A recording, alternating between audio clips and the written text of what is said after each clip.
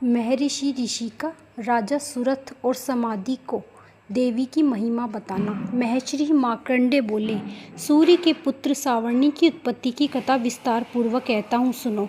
सावर्णी महामाया की कृपा से जिस प्रकार मनवंतर के स्वामी हुए, उसका भी हाल सुनो। पहले स्वरोचिष नामक राज्य था।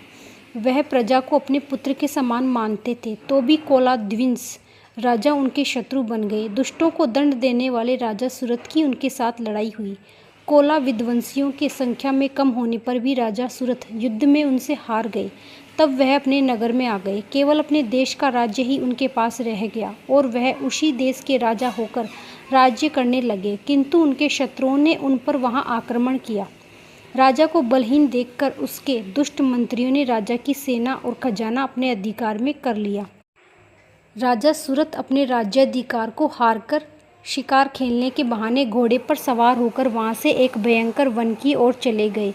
उस वन में उन्होंने महर्षि मेधा का आश्रम देखा। वहां मेधा महर्षि अपने शिष्यों तथा मुनियों से सुशोभित बैठे हुए थे और वहां कितने ही हिंसक जीव परम शांति भाव से रहते थे। राजा सुरथ ने महर्षि मेधा को प्रणाम किया और महर्षि ने भी उनका उचित सत्कार किया। राजा सुरथ महर्षि के आश्रम में कुछ समय तक ठहरे। अपने नगर की ममता के आकर्षण से राजा अपने मन में सोचने लगे, पूर्व काल में पूर्वजों ने जिस नगर का पालन किया था, वह आज मेरे हाथ से निकल गया। मेरे दुष्ट व दुरात्मा मंत्री मेरे नगर की अब धर्म से रक्षा कर रहे होंगे या नहीं। मेरा प्रधान हाथी, जो कि सदा मद की वर्षा करने वाला और शूरवीर था, मेरे वैरियों के वश में होकर न जाने क्या दुख भोग रहा होगा। मेरी आज्ञाकारी नौकर, जो मेरे कृपा से धन और भोजन पाने से सदैव सुखी रहते थे और मेरे पीछे पीछे चलते थे, वह अब निश्चय ही दुष्ट राजाओं का अनुसरण करते होंगे।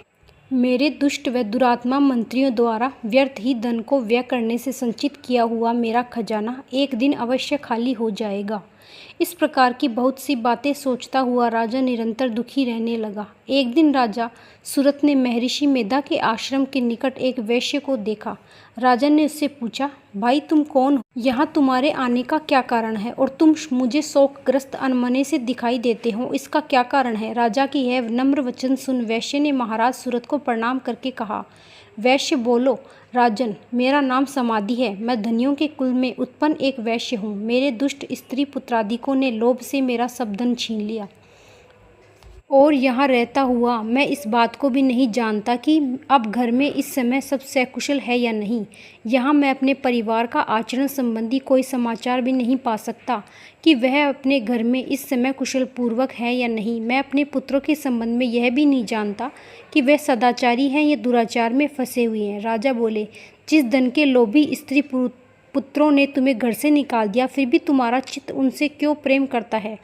वैश्य ने कहा, मेरे विषय में आपका कहना ठीक है, किंतु मेरा मन इतना कठोर नहीं है। यद्यपि उन्होंने धन के लोभ में पड़कर पितृ स्नेह को त्याग कर मुझे घर से निकाल दिया है, तो भी मेरे मन में उनके लिए कठोरता नहीं है। हे महामते, मेरा मन फिर भी उनमें क्यों फंस रहा है, इस बात को जानता हुआ भी मैं नहीं जान रहा। मेरा चित्त उनके लिए दुखी है। मैं उनके लिए लंबी लंबी सांसें ले रहा हूँ। उनके लोगों में प्रेम नाम को ही नहीं है। फिर भी ऐसे निस्नेहियों के लिए मेरा हृदय कठोर नहीं होता। मैं ऋषि मार्कंडेय जी ने कहा कि हे ब्रह्म। इसके पश्चात महाराज सुरथ और वैश्य दोनों महर्षि मेधा के समीप गए और उनके साथ यथा योग्य न्याय संभाषण करके दोनों ने वार्ता आरंभ की। राजा बोले कि हे भगवान, मैं आपसे एक बात पूछना चाहता हूँ, सो कृपा करके मुझे बताइए। मेरा मन अधीन नहीं है, इससे मैं बहुत दुखी हूँ। राज्य धनादि की चिंता अभी तक मुझे बनी हुई है और मेरी यह ममता अज्ञानियों की तरह बढ़ती जा रही है। और यह समाधि नामक वैश्य भी अपने घर से अपमानित होकर आया है। इसके स्वजनों ने भी इसे त्याग दिया। स्वजनों से त्यागा हुआ भी यह उनसे हार्दिक प्रेम रखता है। इस तरह हम दोनों ही दुखी हैं। हे मावाग, उन लोगों के अवगुणों को देखकर भी हम दोनों के मन में उनके लिए ममता जनित आकर्षण उत्पन्न हो रहा है। हमारे ज्ञान रहते हुए भी ऐसा क्यों है? अज्ञानी मनुष्यों की तरह हम दोनों में यह मूर्खता क्यों है? महर्षि मेधा ने कहा, विषम मार्ग का ज्ञान सब जंतुओं का है। सबके लिए विषय पृथक पृथक होते हैं। कुछ प्राणी दिन में नहीं दिखते और कुछ रात को, परंतु कई जीव ऐसे हैं जो दिन तथा रात दोनों में देख सकते हैं।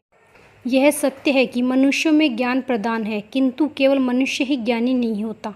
पशु पक्षी आदि भी ज्ञान रखते हैं। जैसे यह पशु पक्षी ज्ञानी हैं, वैसे ही मनुष्यों का ज्ञान है, और जो ज्ञान मनुष्यों में वैसे ही पशु पक्षियों में है, तथा अन्य बातें भी दोनों में एक जैसी पाई जाती हैं। ज्ञान होने पर भी इन पक्षियों की ओर देखो कि अपने भूख से पीड़ित बच्चों को कैसे चोंच में कितने दिन प्रेम से अन्न के दाने डालते रहते हैं। हे राजन, ऐसा ही प्रेम मनुष्य में अपनी संतान के प्रति भी पाया जाता है। लोभ के कारण अपने उपकार का बदला पाने के लिए मनुष्य पुत्रों की इच्छा रखते हैं और इस प्रकार के मोह के गड्ढे में गिर जाते हैं। भगवान श्री हरि की जो माया है, उसी से यह संसार मोहित हो रहा है। इसमें आश्चर्य की कोई बात नहीं, क्योंकि वह भगवान विष्णु की योग निद्रा है। यह माया ही तो है जिसके कारण संसार मोह जकड़ा हुआ है। यही महामाया भगवती देवी ज्ञानियों के चित्त को बलपूर्वक खींचकर मोह में डाल देती है और उसी के द्वारा संपूर्ण जगत की उत्पत्ति होती है। यही भगवती देवी प्रसन्न होकर मनुष्य की मुक्ति प्रदान करती है। यही संसार के बंधन का कारण है तथा संपूर्ण ईश्वरों की स्वामिनी है। महाराज सूरत ने पूछा, भगवान वह देवी कौन सी है जिसको आप महामाया कहते हैं? हे ब्रह्म, वह कैसे उत्पन्न हुई है और उसका कार्य क्या है? उसके चरित्र कौन कौन से हैं प्रभु? उसका जैसा प्रभाव हो, वैसा स्वरूप हो, कृपा करके मुझे बताइए, मैं आपसे सुनना चाहता हूँ। महर्षि मेधा बोले, राजन, वह देवी तो नित्य स्वरूपा है। उसके द्वारा यह संसार रचा गया है, तब भी उसकी उत्पत्ति अनेक प्रकार से होती है। वह सब आप मुझसे सुनो। वह देवताओं का कार्य सिद्ध करने के लिए प्रकट होती है। उस समय वह उत्पन्न हुई कहलाती है। संसार को जलमय करके जब भगवान विष्णु योग निद्रा का आश्चर्य लेकर शेष शैया पर सो रहे थे, तब मधुकैटभ नाम के 2 असुर उनके कानों के मैल से प्रकट हुए और वह श्री ब्रह्मा जी को मारने के लिए तैयार हो गए। श्री ब्रह्मा जी ने जब उन दोनों को अपनी ओर आते हुए देखा, तो यह भी देखा कि भगवान विष्णु योग निद्रा का आश्चर्य लेकर सो रहे हैं। तो वह उस समय श्री भगवान को जगाने के लिए उनके नेत्रों में निवास करने वाली योग निद्रा की स्तुति करने लगे। श्री ब्रह्मा जी ने कहा कि हे देवी, तुम ही स्वाहा, तुम ही स्वधा, तुम ही वषटकार हो। स्वर भी तुम्हारा ही स्वरूप है। तुम ही जीवन देने वाली सुधा हो। नित्य अक्षर प्रणव में आकार, उकार, मकार, इन तीनों में माताओं के रूप में तुम ही स्थित हो। इनके अतिरिक्त जो बिंद पथ अर्ध मात्र है, जिसका कि विशेष रूप से उच्चारण नहीं किया जाता, हे देवी, वह भी तुम ही हो। हे देवी, संध्या, सावित्री तथा परम जननी तुम ही हो। तुम इस विश्व को धारण करने वाली हो। तुम ही इस जगत की रचना की है और तुम ही इस जगत का पालन करने वाली हो।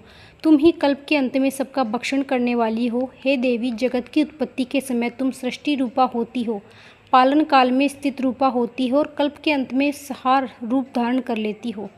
तुम ही महाविद्या, महामाया, महामेधा, महारात्रि और मोहरात्रि हो। श्री ईश्वरी और बोध स्वरूपा बुद्धि भी तुम ही हो।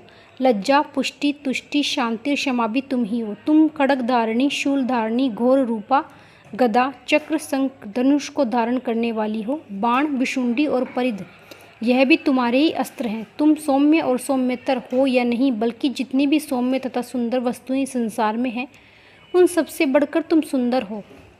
पर और अपर, सबसे पर रहने वाली तुम सुंदर तुम ही हो। हे सर्वस्वरूपे देवी, जो भी पदार्थ है उनमें जो शक्ति है वह तुम ही हो। ऐसी अवस्था में भला तुम्हारी स्तुति कौन कर सकता है? इस संसार की सृष्टि, पालन और संहार करने वाले जो भगवान हैं, उनको भी जब तुम निद्रा के वशीभूत कर दिया, और फिर तुम्हारी स्तुति कौन कर सकता है? मुझे भगवान विष्णु तथा भगवान शंकर को शरीर धारण करने वाली तुम ही हो। तुम्हारी स्तुति करने की शक्ति किसमें है?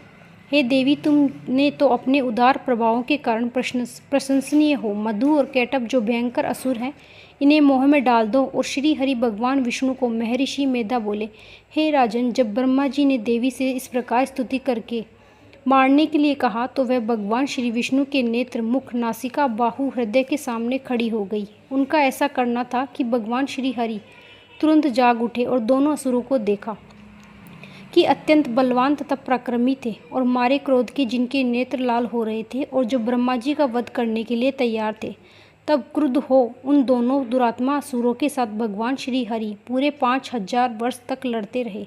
एक तो वह अत्यंत बलवान तथा पराक्रमी थे, दूसरे महामाया ने भी उन्हें मोह में डाल रखा था। अतः वह श्री भगवान से कहने लगे कि हम दोनों तुम्हारी वीरता से अत्यंत प्रसन्न हैं, तुम हमसे कोई वर मांगो। भगवान ने कहा, यदि तुम मुझे पर प्रसन्न हो, अब तुम मेरे हाथों से मर जाओ, बस इतना सा ही वर मैं तुमसे मांगता हूँ। यहाँ दूसरे वर से क्या प्रयोजन है? महर्षि मेधा बोले, इस तरह से जब वह धोखे में आ गए और अपने चारों ओर जल देखा तो भगवान श्री कहने लगे कि जहाँ पर जल न हो, सूखी जमीन हो, उस जगह हमारा वध कीजिए। महर्षि मेधा कहते हैं तथास्तु कहकर भगवान श्री हरि ने उन दोनों को अपनी जांग पर लिपटाकर उन दोनों के सिर काट डाले। इस तरह से यह देवी श्री ब्रह्मा जी की स्तुति करने पर प्रकट हुई थी। अब तुमसे उनके प्रभाव का वर्णन करता हूँ, सुनो। पहला अध्याय समाप्त।